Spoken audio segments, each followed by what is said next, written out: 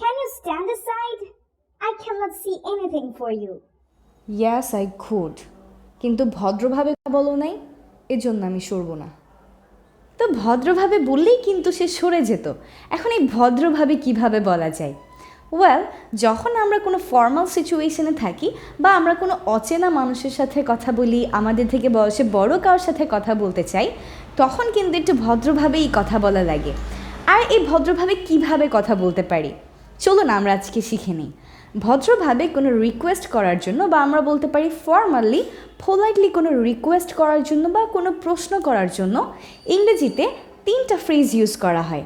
The first one is would you, the second one is could you, and the third one is would you mind. Would you, could you, and would you mind. So যখন আমরা কাউকে কোনো একটা প্রশ্ন করতে চাবো, can you do something না বলে আমরা বলতে পারি উড ইউ, কুড ইউ এবং would you mind. Would you, could you এর পর আমরা সবসময় ভার্বের বেস ফর্মটাকেই বসাই, কিন্তু যখন আমরা উড ইউ মাইন্ডকে ব্যবহার করব, অবশ্যই ভার্বের সাথে আইএনজি ইউজ করতে হবে।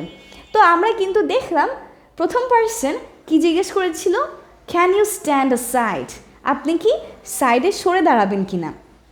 ভদ্রভাবে যদি এভাবে বলতো, could you please stand aside, or would you please stand aside, or would you mind standing aside, সেই ক্ষেত্রে কিন্তু সে আসলেই সরে যেত। এরকম আমরা আরও কী বলতে পারি?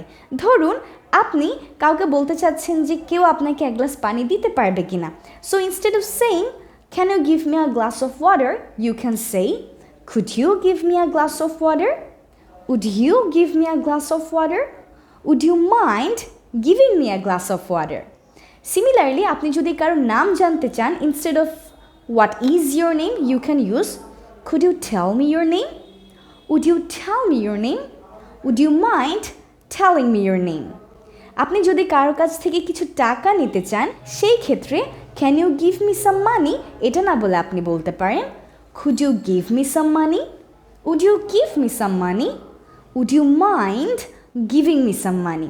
সো এই কুড ইউ, উড ইউ এবং উড ইউ মাইন্ড ইউজ করেই কিন্তু আমরা আসলে ইংরেজিতে যে কাউকে পোলাইটলি কোনো কোয়েশ্চেন করে ফেলতে পারি, পোলাইটলি কোনো রিকোয়েস্ট করে ফেলতে পারি। সো এগুলোকে প্রচুর ব্যবহার করতে হবে আমাদের ডে টু ডেইলি লাইফে। আর ব্যবহার কীভাবে করতে পারবো? যখন আমরা এগুলোকে আসলে সবসময় প্র্যাকটিস করব। So for that reason practising is really important.